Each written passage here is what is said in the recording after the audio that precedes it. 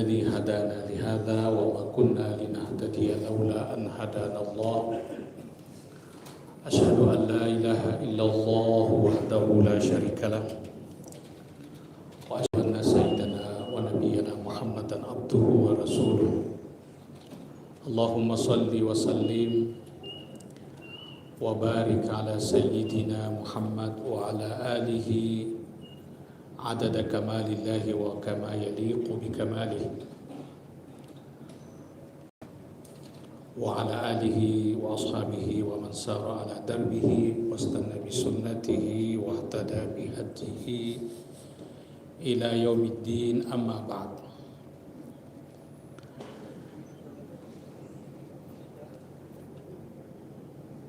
Hadirin wal hadirat, Bapak Ibu jamaah Masjid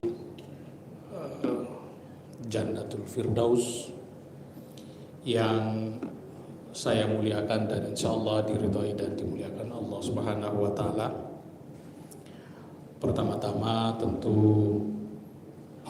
kita sama-sama memanjatkan puji dan syukur kehadirat Allah Subhanahu wa Ta'ala, karena Allah senantiasa memberikan kita kekuatan. Tentu bukan hanya kekuatan fisik, kekuatan jasmani, tetapi sebagai seorang muslim tentu yang paling penting adalah kekuatan spiritual, kekuatan iman. Itu yang perlu senantiasa kita rawat, kita jaga, kita kawal, karena betapa banyak orang yang memiliki kekuatan fisik tetapi tidak diberi oleh Allah kekuatan spiritual, kekuatan rohani, kekuatan hati. Ini yang menjadi modal kita untuk memastikan diri kita selamat di dunia dan di akhirat insyaallah. Hadirin wal hadirat yang saya muliakan, manusia itu memiliki 4 unsur. Pertama, manusia memiliki fisik. Kemudian manusia juga memiliki pikiran, memiliki hati. Nah, memiliki lidah. Ini Bapak Ibu sekalian, kalau kita menjaga 4 ini, maka beragama kita itu sudah sempurna sebenarnya. Nah, sayang 1000 sayang kata orang, karena kita senantiasa luput dari 4 hal ini. Kita rata-rata sering sekali yang kita perhatikan tuh visi kita, Pak. Kita selalu berhati-hati ketika kita mau makan, kita pastikan yang kita makan itu sesuatu yang baik. Ya. Sehingga kita tidak mau misalnya makan nasi berlebihan, tidak mau makan gula berlebihan, tidak mau makan bahan-bahan kolesterol. Kenapa? Karena kita mau sehat. Karena kita mau sehat, Pak. Tapi sayangnya kesehatan yang kita pikirkan itu kesehatan fisik saja. Sementara manusia diciptakan oleh Allah Subhanahu wa Ta'ala itu sangat sempurna, memiliki unsur fisik dan non fisik. Nah, non fisik itulah yang disebut dengan spiritual, kerohanian. Saya sering menggambarkan kerohanian itu atau spiritual itu seperti HP yang kita miliki. Tentu kalau saya tanya di sini tidak ada yang paham apa itu pulsa, apa itu sinyal. Kalau kita punya HP, mungkin saja mahal, ya, karena mungkin HP kita iPhone atau Samsung yang harganya mungkin puluhan juta, Pak. Tapi kalau tidak ada sinyalnya, tidak ada pulsanya, mau dipakai untuk apa? Nah, Bapak Ibu sekalian, sinyal itu sama pulsa itu, kalau kita mau buka ini tidak ada. Tidak ada. Kalau kita bongkar ini, Pak, tidak ada itu. Sama manusia. Manusia itu kalau kita mau bongkar rohnya, itu nggak ketemu-ketemu. Tapi manusia itu baru dikatakan manusia kalau dia punya fisik, punya rohani. Lagi-lagi yang saya mau sampaikan, kekurangan kita dan masalah kita paling banyak itu karena perhatian kita itu hanya pada fisik kita. Padahal ada unsur yang lain yang lebih penting, yaitu rohani atau spiritual. Bapak Ibu sekalian, manusia itu kalau sudah ada rohnya itu disimpan di mana? Di kuburan, karena sudah tidak berfungsi sama sekali. Itu roh. Kalau HP kita sudah tidak bisa nangkap sinyal, sudah tidak bisa menerima pulsa, itu disimpan saja karena tidak ada gunanya, tidak ada manfaatnya. Nah, ini Bapak Ibu sekalian yang saya ingin jadikan sebagai pembuka, bahwa salah satu kesyukuran kita kalau kita masih diberi kekuatan spiritual. Karena yang datang di sini pasti mereka yang memiliki kekuatan spiritual. Tidak hanya fisik. Tadi saya sampaikan bahwa ada banyak orang kuat, tapi nggak bisa datang-datang karena mereka memiliki kelemahan spiritual. Bapak Ibu yang saya muliakan, kalau orang bertanya tentang agama, apa itu agama? Kata kuncinya di spiritual. Kata kuncinya di spiritual. Orang yang memiliki spiritual tajam, kuat, kokoh, dia pasti beragamanya baik. Pasti beragamanya baik. Nah, Bapak Ibu sekalian, bagaimana cara memperbaiki spiritual ini? Ada 4 janjinya Allah di dalam Al-Quran, Pak.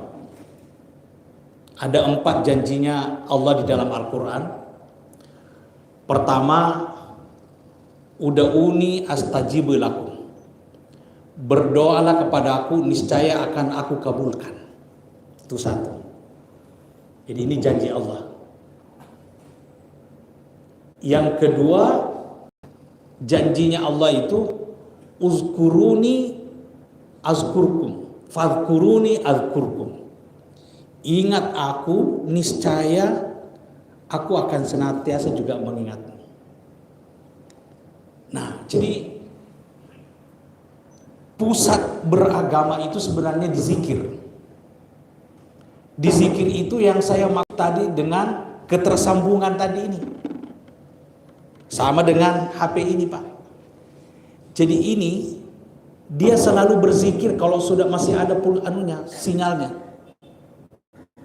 Sama dengan manusia, Pak.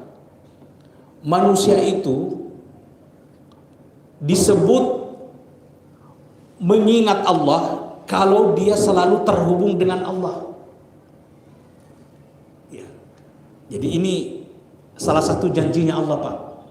Fazkuruni azkurkum. Senantiasalah mengingatku, maka niscaya aku akan senantiasa juga mengingatmu. Jadi rata-rata orang Islam yang bermasalah itu karena mengalami disconnecting. Kita tahu disconnecting, keterputusan. Jadi beragama itu Bapak Ibu sekalian cuma 2 saja istilahnya. terhubung dan terputus. Kalau Bapak punya masalah, itu dipastikan Bapak sedang mengalami keterputusan, disconnected. Sama ini HP. Kalau tidak ada sinyalnya, tidak ada pulsanya, begitu manusia Pak. Manusia yang bermasalah itu karena dia tidak bisa nangkap sinyal dari Allah Subhanahu wa taala. Fadhkuruni azkurkum. Fadhkuruni azkurkum itu terjemahan biasanya ingatlah aku. Tetapi kalau kita mau paham dengan bahasa HP, senantiasalah terhubung denganku, niscaya aku akan selalu terhubung denganmu juga.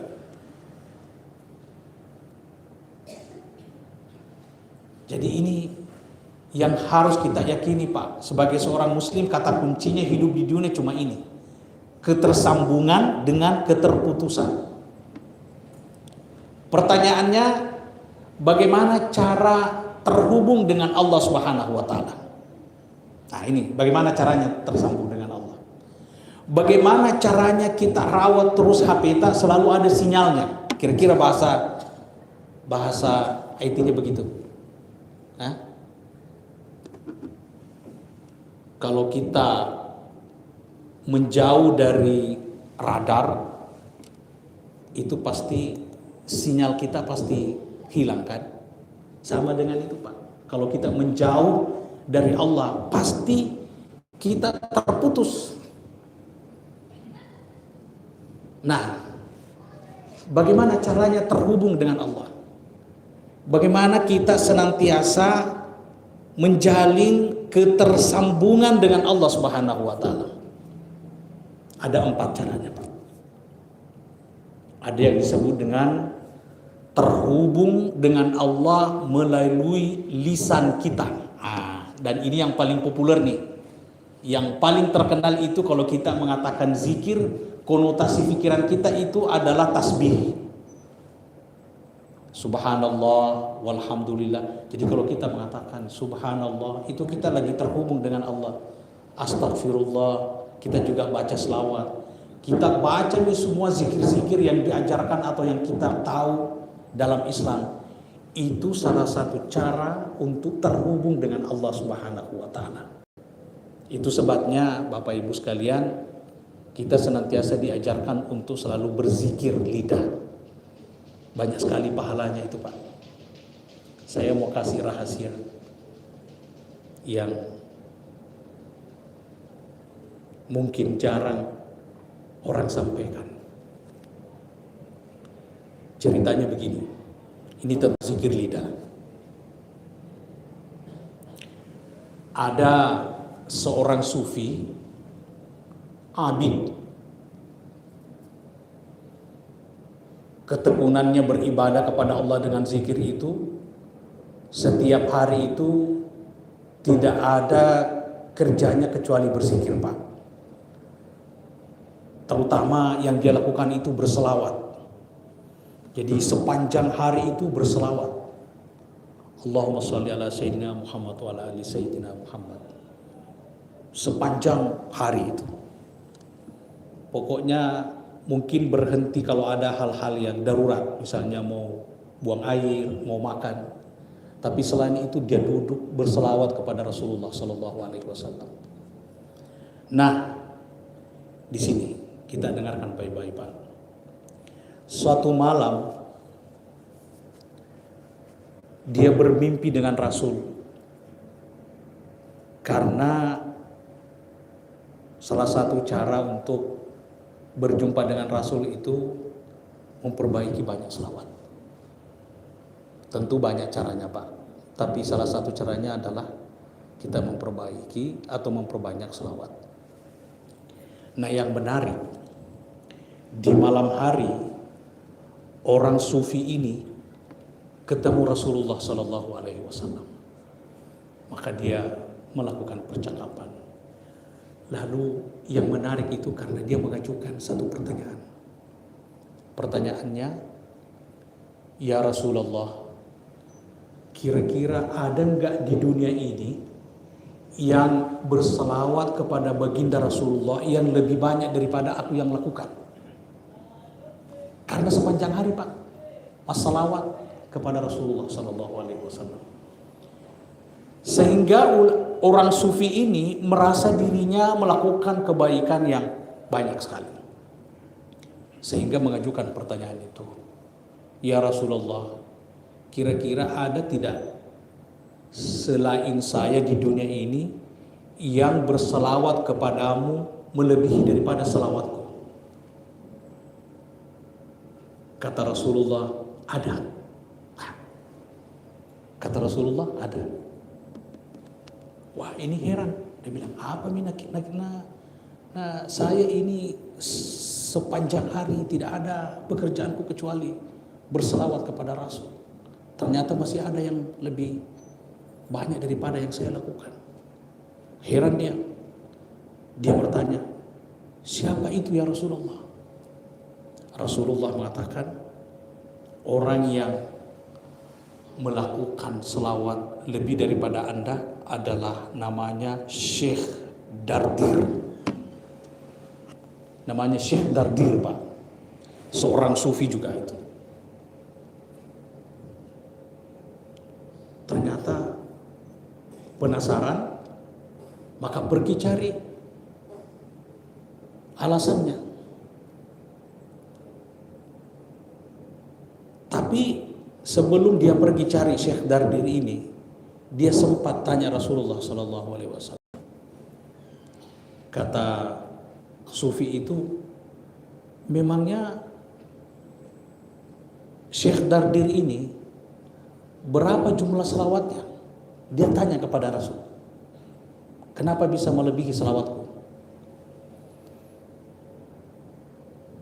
Kata Rasulullah, Syekh Dardir itu selawatnya lebih banyak daripada kamu. Itu cuma berselawat 50 kali saja. 10 kali setiap sholat fardu. Kali 5 berarti cuma 50. Nah, ini Bapak Ibu sekalian. Ternyata selawat yang diajarkan oleh Rasulullah sallallahu alaihi wasallam dan yang dilakukan Syekh Dardir itu, dan itu berlipat-lipat ganda itu pahalanya, melebihi pahala selawatnya Syekh Sufi ini. Apa bunyi selawatnya? Bunyi selawatnya adalah Allahumma salli wa sallim wa barik ala sayyidina Muhammad adada kamalillahi wa kama yaliqu bi kamalihi. Nah, ini Bapak Ibu sekalian, kita catat baik-baik. Ini salawat yang paling berkualitas yang diajarkan oleh Rasulullah, yang dipraktikkan oleh Syekh Dardir. Artinya Syekh Dardir itu melakukan itu, dan itu diberitakan oleh Rasulullah di dalam mimpinya seorang sufi ini. Allahumma salli wa sallim wa barik ala sayyidina Muhammad wa ala alihi. Di sini adada kamalillahi wa kama yaliqu bi kamalihi. Nah, jadi salah satu cara untuk terhubung dengan Allah, kita diajarkan untuk berzikir secara lisan, secara secara lidah. Bapak Ibu yang saya muliakan, ternyata bukan hanya itu, masih ada tiga bentuk zikir yang diajarkan oleh agama kita agar kita senantiasa terhubung dengan Allah Subhanahu wa taala. Yang pertama tadi adalah zikir lidah, yang kedua adalah zikir fikiran. Nah, ini. Dan ulama kita, agama kita mengatakan zikir fikiran, berzikir mengingat Allah melalui pikiran kita, itu lebih baik daripada zikir lidah. Yang mana yang dimaksud zikir fikiran, Bapak Ibu yang saya muliakan? Ketersambungan dengan Allah bisa melalui dengan cara kita mengaktifkan pikiran kita untuk merenungi agama-agama Allah Subhanahu wa taala, termasuk ketika kita mengikuti kajian-kajian keagamaan. Jadi yang kita lakukan sekarang ini adalah berzikir secara pikiran. Kita mengkonekkan akal kita, pikiran kita untuk terhubung dengan ajaran-ajaran agama kita. Termasuk kita membaca buku-buku agama, mendengarkan ceramah-ceramah agama. Jangan membuang-buang waktu untuk menonton drakor. Apa itu drakor? Drama Korea. Nah, ini juga penyakitnya ibu-ibu ini. Tapi banyak juga laki-laki sudah ikut-ikutan, Pak. Ya. Jadi kesimpulannya, kalau kita buang waktu kita untuk sesuatu yang tidak bermanfaat, yang omong kosong, saya tanya dulu, Pak, sinetron itu benarkah? Atau omong kosong? Omong kosong kan? Tapi kita itu sering sekali menikmati sinetron berjam-jam. Kita menikmatinya berjam-jam. Padahal sinetron itu tidak ada gunanya, Pak. Tapi begitu penceramah seperti saya, Pak, kalau lewat nanti 1 jam, Bapak pasti masih semem itu. Dia bilang, coba bayangkan ini. Padahal seorang penceramah, seorang pengkaji keagamaan itu sedang mengajak kita untuk terhubung dengan Allah melalui pikiran kita. Nah, ini yang saya tadi maksud, Pak. Kalau kita pergi di kafe-kafe, minum kopi, biasa habis uang tak 200.000, 500.000, apalagi kalau kita traktir mi teman tak, makan miki saraba, ubi goreng, dan lain sebagainya sampai 500. Tapi begitu ada orang, Pak, yang tawari buku agama harganya 50.000, kita cuekin. 50.000 dibanding 500.000. Pak, ini kekeliruan kita, Pak. Ya kan? Itu yang terjadi sekarang kan? Orang Islam itu sangat malas untuk membaca bacaan-bacaan berkualitas. Kita tahu bacaan-bacaan berkualitas itu apa? Bacaan yang paling berkualitas itu apa, Pak? Al-Quran. Bacaan yang paling berkualitas itu Al-Quran. Itu nih yang membuat Nabi dan para sahabatnya menjadi bangsa yang berwibawa, ditakuti oleh bangsa-bangsa lain. Al-Quran. Al-Quran yang kita baca sekarang, satu huruf pun tidak ada beda dengan yang dibaca oleh para sahabat itu. Nggak ada bedanya, Pak. Tetapi para sahabat Nabi, cara memperlakukan Al-Quran dengan cara kita memperlakukan Al-Quran itu sangat berbeda sekali. Kita buka Al-Quran kalau ada orang mati. Toh, kalau ada orang mati pasti dibuka. Setelah baca Quran mati, ditutup.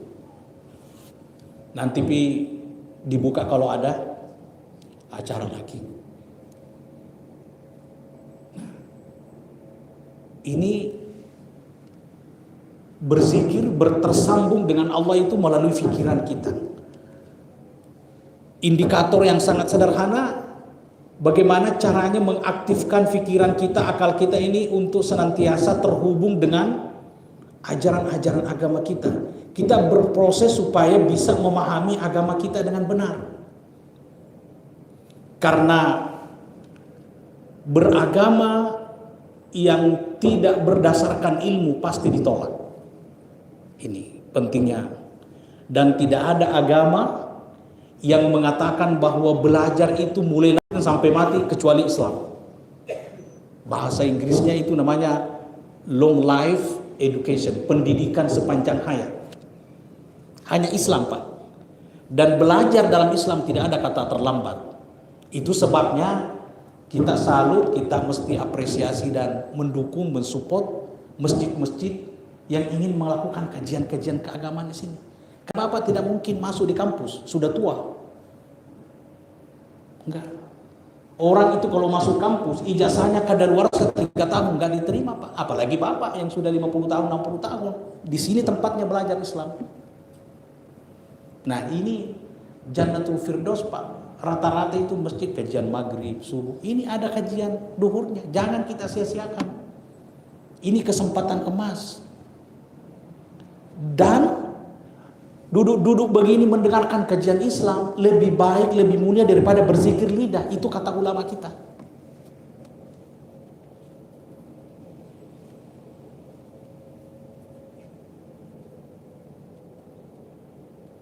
Kita harus perkuat ini. Karena kenapa, Pak? Karena agama itu datang sebenarnya untuk membuat kita bahagia. Tidak ada agama, terutama Islam, tidak ada agama yang datang untuk menyiksa, membuat umatnya gelisah. Tidak ada. Islam itu datang untuk membuat kita nyaman, bahagia, sejahtera, maju. Jadi kalau ada umat Islam yang melakukan hal yang berbeda, mundur, tidak bahagia, selalu gelisah, itu salah satu sebabnya karena dia nggak paham agamanya. Salah satu faktornya karena dia sendiri tidak paham agamanya. Nah, cara memahami agama itu berproses, dan di Islam tidak ada kata terlambat. Bapak Ibu, kalau ada kajian-kajian begini, ini beda dengan ceramah, Pak. Kalau ceramah monoton 15 menit, nah, apalagi kalau Jumat. Kalau Jumat itu rata-rata masjid 15 menit saja. Tidak boleh lewat 15 menit. Padahal kan tidak ada aturannya kan. Bisa 1 jam. Ya, itu karena ini. Nah, bedanya kalau kajian, nah ini saya tanya tadi, dia bilang ada diskusi. Jadi Bapak punya peluang untuk berdiskusi dengan pengkaji. Rugi kalau tidak bertanya, Pak, karena ini kajian. Ya, jadi ada sesuatu yang mengganjal dalam cara kita beragama, ditanyakan memang sama pengkaji. Ini bedanya ceramah dengan kajian. Kajian itu bisa juga kita bilangi kuliah. Kuliah. Jadi kuliah itu ya dosen, ya, jadi bukan penceramah.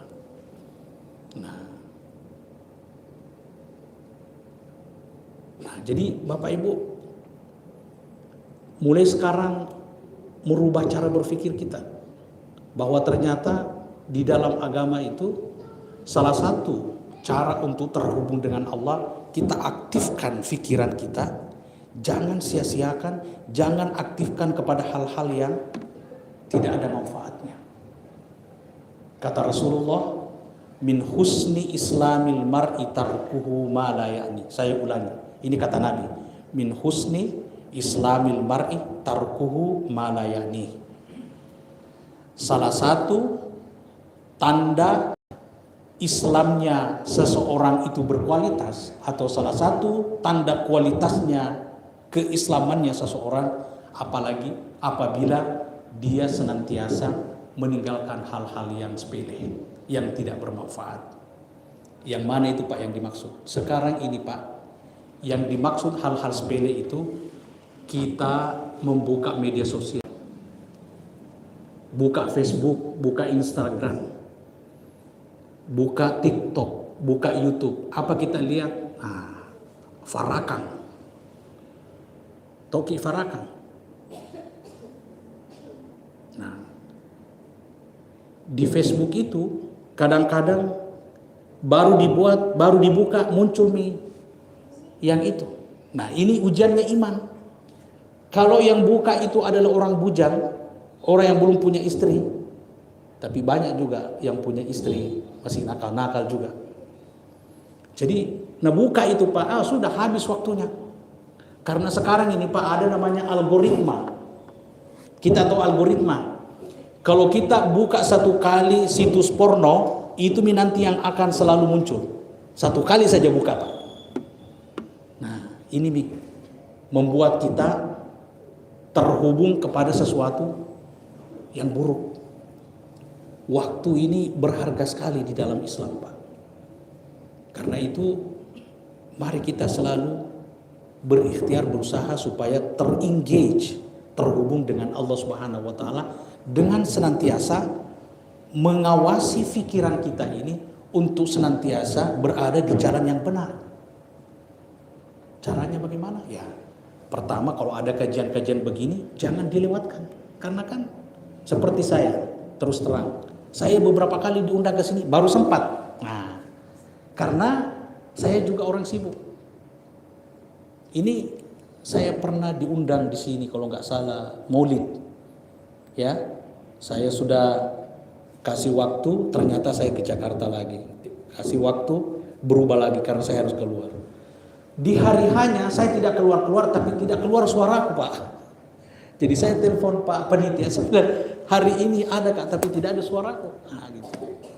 Nah, terus kemarin hari Kamis ternyata ada lagi acara di fakultas untuk penyerahan gedung wakaf dari alumni.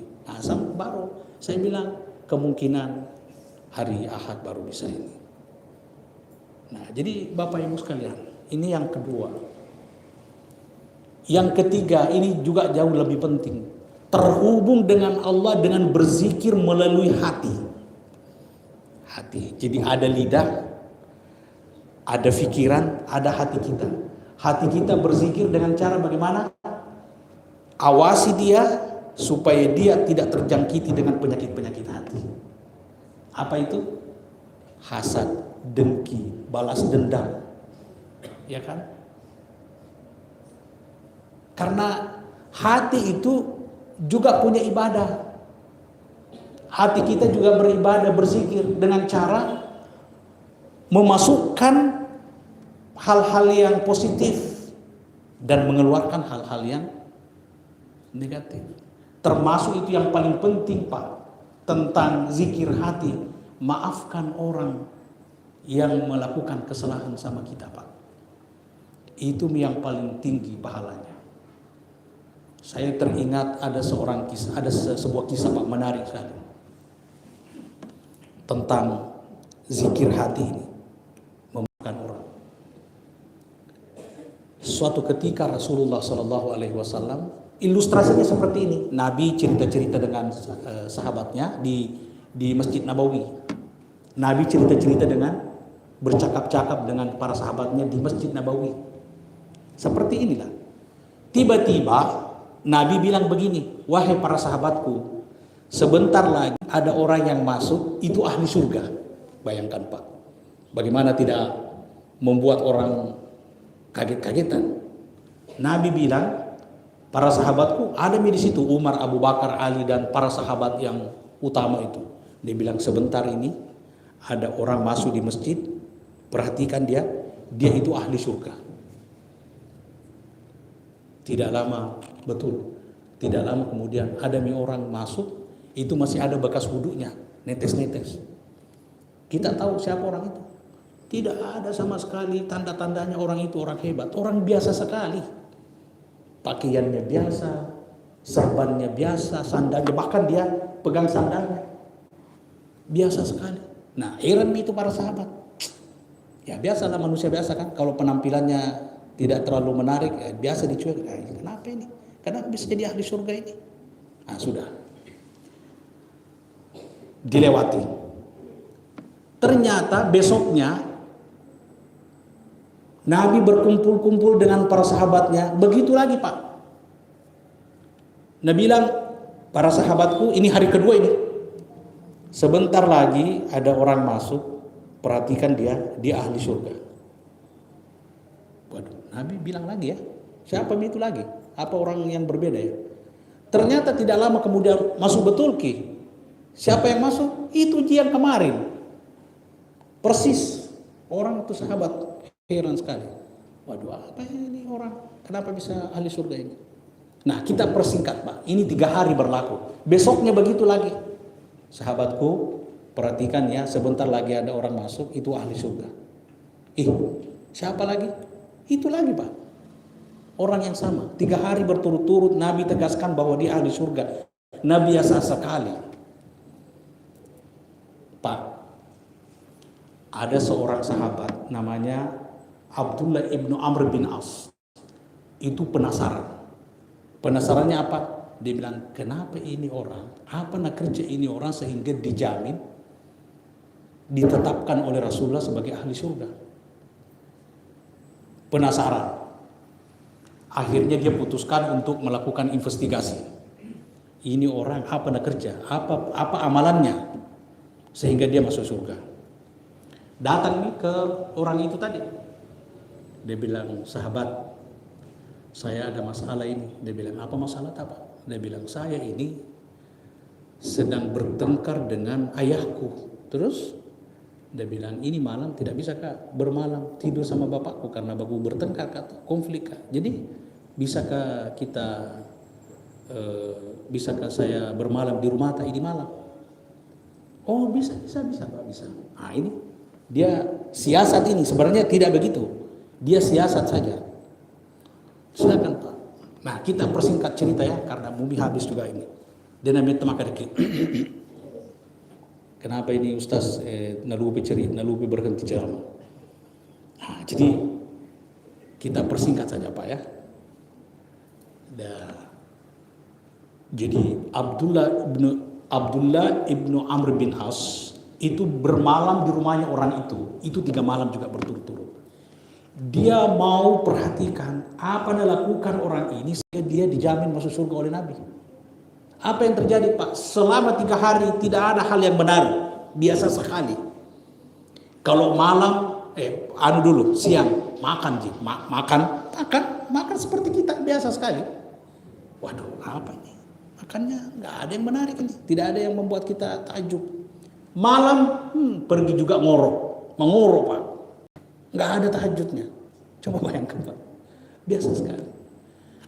Akhirnya Abdullah bin Amr bin As putuskan, sudah mau pulang. Tapi dulu. Dia bilang, saya mau pulang. Tapi bro, saya mau tanya terus terang. Dia bilang, saya mau kasih tahu. Sebenarnya saya itu tidak bertengkar dengan bapakku. Terus, botek itu berarti tidak. Saya punya tujuan. Dia bilang apa? Nabi 3 hari berturut-turut bapak masuk, Nabi bilang bapak itu masuk ahli surga. Nabi bilang begitu? Dia bilang iya. Dia bilang terus, dia bilang itu saya datang, saya mau perhatikan bapak apa amalannya sehingga masuk surga, mau lakukan juga. Selama 3 malam saya perhatikan bapak, tidak ada yang menarik. Nah sekarang apa amalannya? Seperti yang Anda lihat, tidak ada yang menarik dari saya. Jadi pusing juga ini dua-duanya. Tapi terakhir Bapak, nah ini kata kuncinya, ini jadi penutup. Kata kuncinya begini. Oh, sebentar dulu. Sebenarnya kalau ada amalan yang bisa membuat saya masuk surga, itu kata orang itu adalah saya itu sahabat. Setiap mau tidur malam, ku kosongkan itu hatiku dari balas dendam dan ku maafkan semua orang yang melakukan kesalahan di hari itu. Pak, di sini kata kuncinya. Jadi dari kisah ini sebenarnya kalau mau masuk surga sederhana Pak. Jangan balas dendam, jangan simpan-simpan itu sakit hati kita. Tapi jangan bilang macet itu Ustaz. Saya tahu itu Pak, karena saya juga merasakan, saya juga sering sekali disakiti sama teman. Karena itu mari kita saling mengingatkan. Saya juga mau masuk surga, tapi agak susah memang. Tapi kalau mau sederhana, kosongkan hati kita dari sakit hati itu dan maafkan orang. Insya Allah dengan jalan itu kita masuk surga. Nah, jadi sudah 3 Pak, terakhir ini. Ada namanya zikir organ tubuh. Organ tubuh itu maksudnya berzikir terhubung dengan Allah dengan cara berzikir melakukan kebaikan-kebaikan, ketaatan-ketaatan kepada Allah Subhanahu wa taala. Kalau kita bicara apa itu ketaatan? Amal saleh, terutama membantu orang. Karena kenapa? Nah, di sini banyak ini kritik sosial. Banyak sekali itu orang bapak ibu bolak-balik dari rumah ke masjid, nah bawa tasbihnya, tapi perilakunya sehari-hari nol. Ada contoh yang baik ini, contoh. Dan ini disebut dalam, bukan di dalam novel, ini dalam kitab Sahih Bukhari. Kitab-kitab hadis menceritakan ada perempuan dulu di zaman Nabi itu kerjanya kalau siang hari puasa, malam tuh tahajud. Itu saja nak kerja terus. Kalau kita bilang, pasti masuk ahli surga ini. Bukan main, puasa, tahajud setiap hari begitu. Tapi yang menarik, ada orang tahu itu, pergi lagi melapor ke Nabi, ya Rasulullah, ada perempuan di situ, menakjubkan sekali keadaannya. Apa itu? Dia bilang siang hari puasa, malam tahajud. Itu terus aduh. Bilang, kau tahu perempuan itu adalah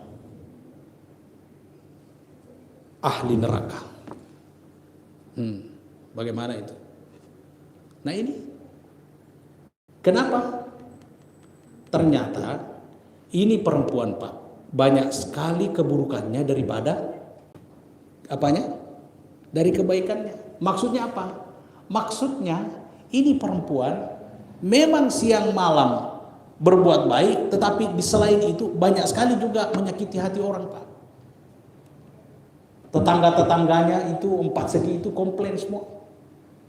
Bahkan ada riwayat salah satu sebabnya itu masuk neraka itu karena mengurung kucing, tidak nak kasih makan, mati akhirnya. Kalau kita bukan kucing yang kita sakiti, Pak, kita ambil haknya teman kita, ya kan? Apalagi kalau menjual-jual begini, biasa itu. Begini caranya. Ada misalnya, bilang berapa gula tak? Dia bilang 10.000. Nah, pergi Nabi sini bilang, kalau saya 8.000 sih. Atau dengan cara yang lain supaya itu rezekinya teman tak, rezekinya sahabat tak, tidak jadi mina peroleh gara-gara kita. Atau ada orang misalnya melamar, pergi melamar. Oke. Terus setelah melamar kita juga mau pergi kasih tahu itu orang tuanya, dia bilang, itu pernah ada masalahnya, pernah ditangkap itu, pada tidak pernah ditangkap ini. Jangan pada kalau begitu, dia yang kawin. Ada itu cerita, Bu, ada cerita ini, bagus ini cerita, supaya maksudnya apa yang kita lakukan itu juga akan kembali ke kita. Ada perempuan mengadu ke pengadilan, dia bilang kenapa? Dia bilang ini suamiku tidak bisa nak kasih tidur kalau malam. Kenapa? Dia bilang mengorok, kuat sekali mengoroknya. Nah, sepatutnya dilakukan mediasi dulu, jangan langsung diceraikan. Tapi ini hakim ini tidak langsung, Pak. Dia bilang, iya, karena Nadia itu yang mengadu agak cantik. Dia bilang, yuk cerai saja, langsung nak kawini. Dia karena dia mau kawini. Apa yang terjadi? Lebih kuat ngoroknya.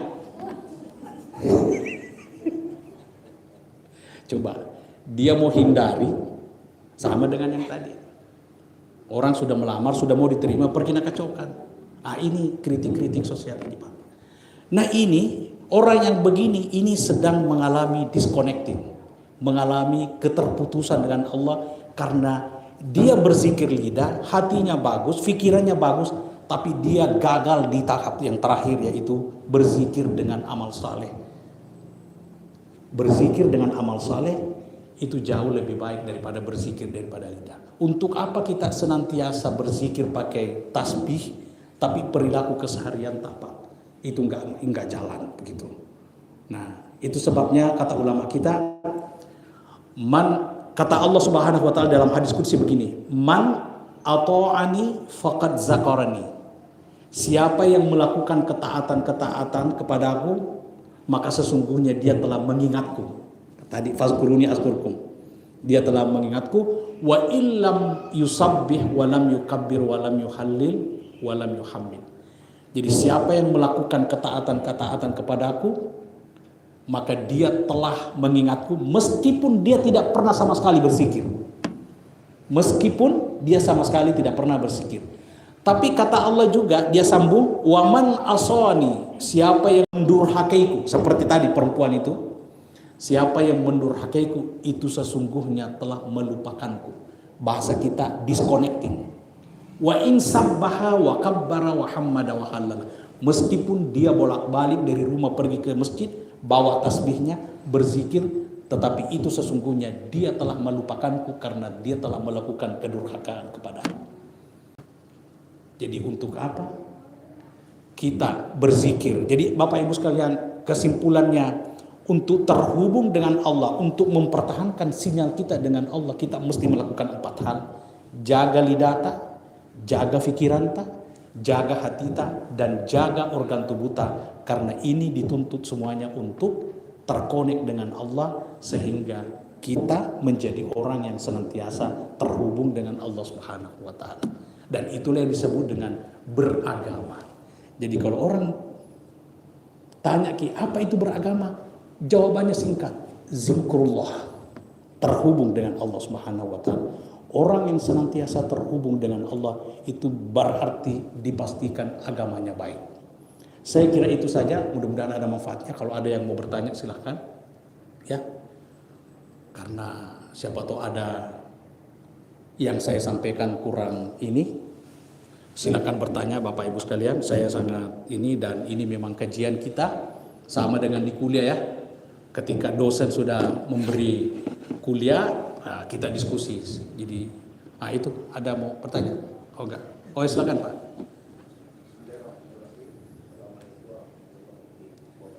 Waalaikumsalam warahmatullahi wabarakatuh.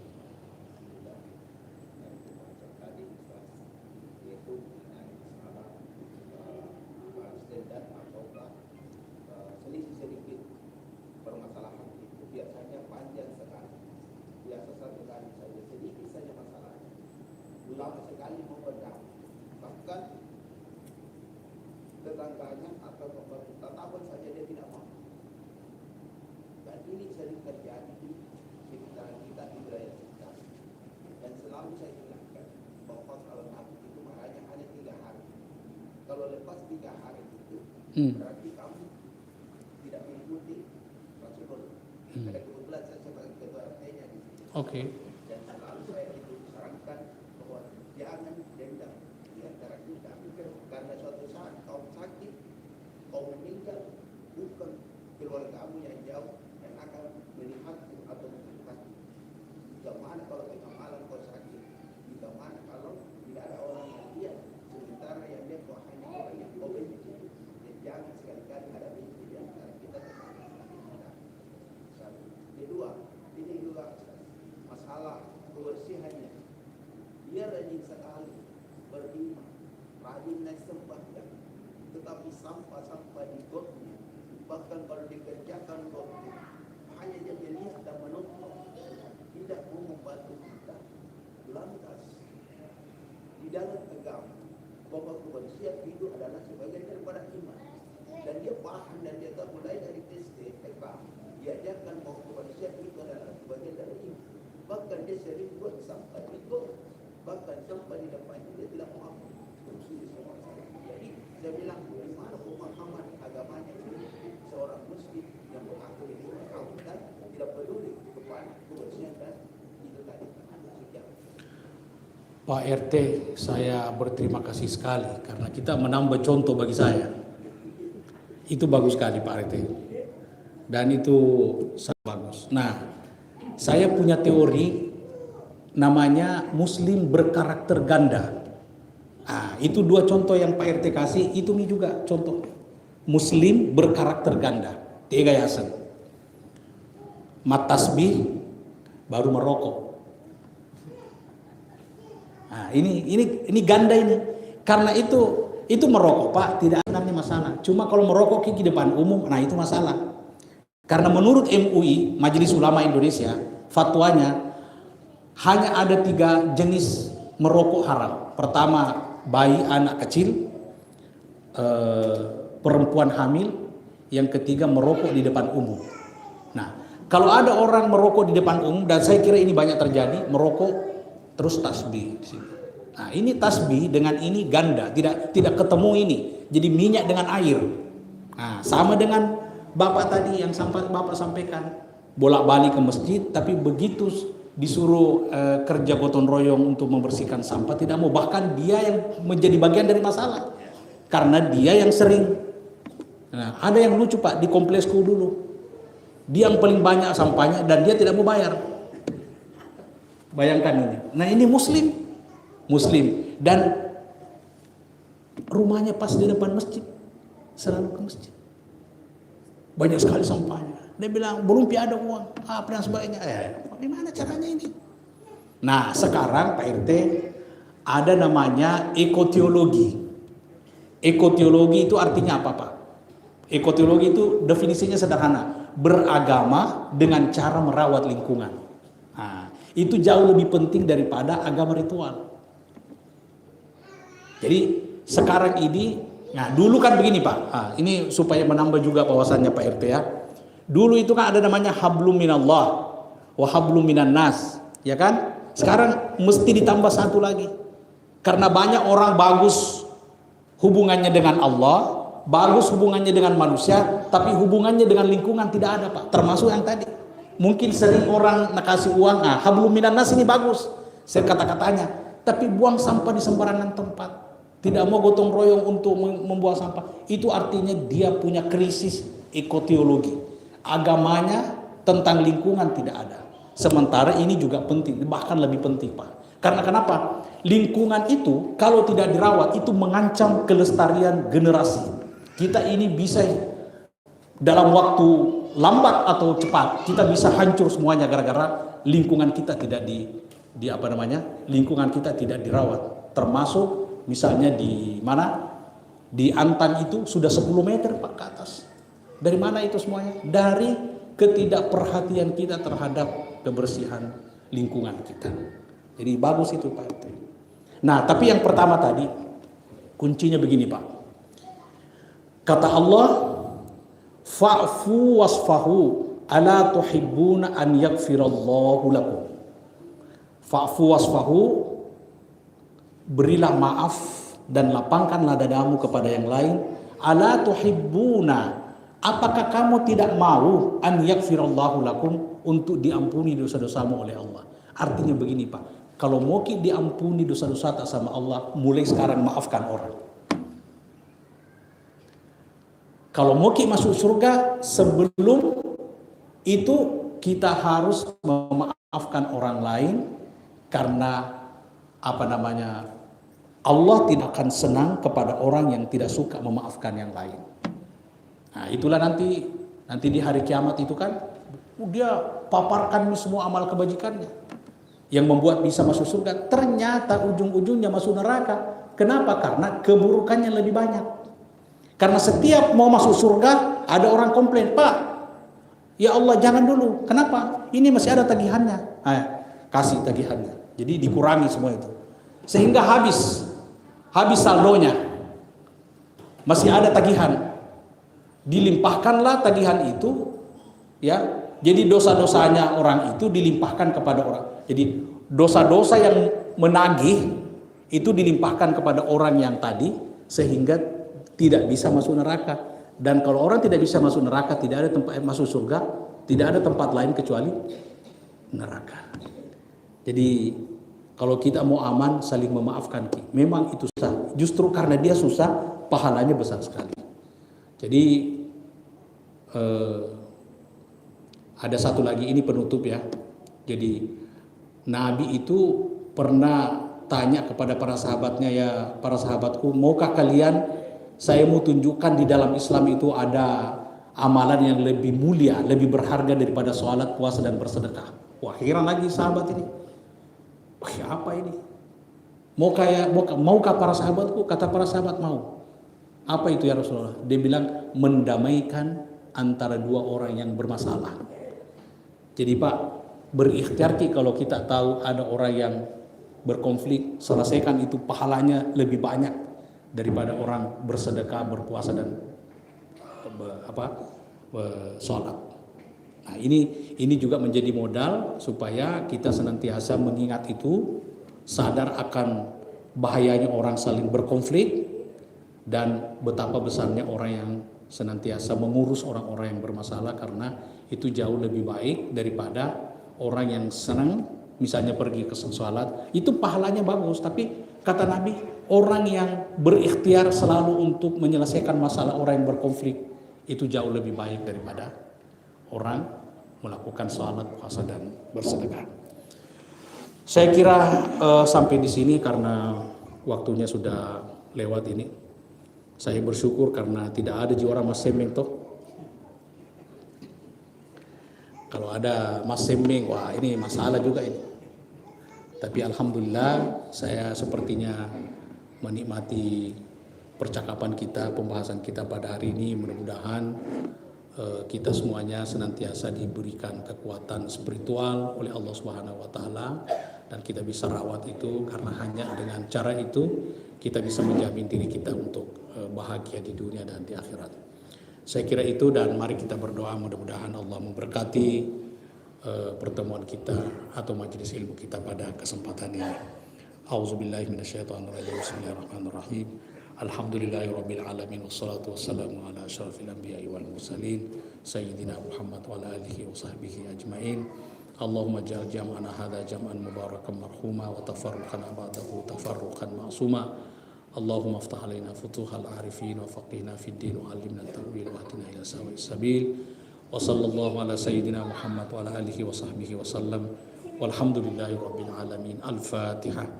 Bismillahirrahmanirrahim. Alhamdulillahirabbil alamin.